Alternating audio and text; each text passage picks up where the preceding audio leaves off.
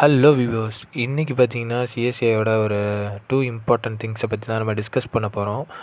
இந்த 2 important things தான் சிஎஸ்கேக்கு ரொம்பவும் முக்கியமானது. ஏன்னு பார்த்தீங்கன்னா இந்த 2 சேஞ்ச் தான் அடுத்த சீசனுக்கு நம்ம ட்ராஃபி அடிக்க கண்டிப்பாக ஹெல்ப் பண்ண போகுது. வாங்க வீடியோக்குள்ளே போகலாம்.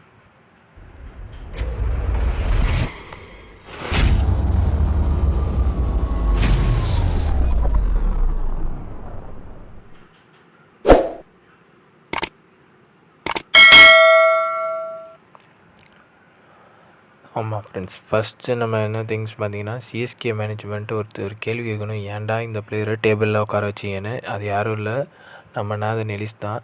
ஏன்னு பார்த்தீங்கன்னா இப்போ ரீசெண்டாக நடந்துகிட்ருக்க இந்தியா வர்சஸ் ஆஸ்திரேலியா T20யில் ஒரு பவுலர் கலக்கிட்டு அது நம்ம நாதன் எலிஸ் தாங்க.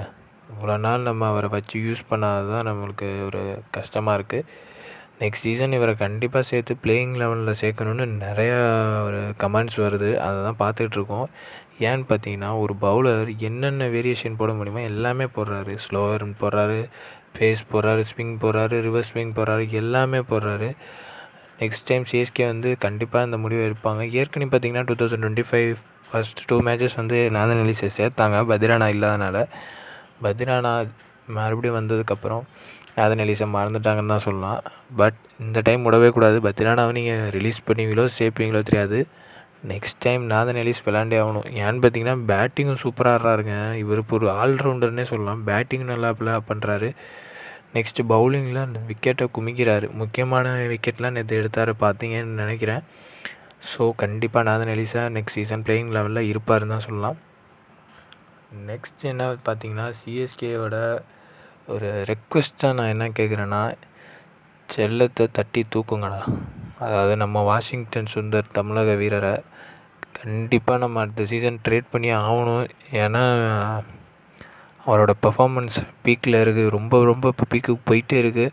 ஸோ மற்ற டீம்ஸும் இப்போ போட்டி போட வாய்ப்பு இருக்குதுன்னு தான் சொல்லலாம். ஏன்னு பார்த்தீங்கன்னா India versus Australia second third T20யில் பார்த்தீங்கன்னா ஒரு நாக் அவுட் பண்ணிட்டார் ஆஸ்திரேலியா ஒன் மேனாக. அட்டி பொழக்கிறாருங்க. எத்தனை சிக்ஸர் பார்த்தீங்கன்னா அதுவும் நல்லா ஹை ரேஞ்ச் ஷாட் தான் எல்லாமே. இந்த மாதிரி பிளேயர் தான் நம்மளுக்கு தேவை. கரெக்டாக 6th ஸ்லாட்டில் இவரை விளையாட வைக்கலாம். பெஸ்ட் ஆல்ரவுண்டர் இப்போதைக்கு. பவுலிங்கில் சிறப்பாக பண்ணுறாரு. பேட்டிங்கில் ரொம்ப இம்ப்ரூவ் பண்ணியிருக்காரு. முன்னாடி எப்படி இருந்தாரோ அதை விட ரொம்ப இம்ப்ரூவ் பண்ணியிருக்காரு.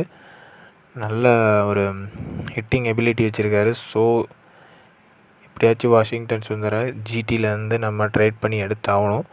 ஏன்னா மற்ற டீம்ஸும் கண்டிப்பாக வாட்ச் பண்ணிகிட்ருப்பாங்க வாஷிங்டன் சுந்தர் கேமை.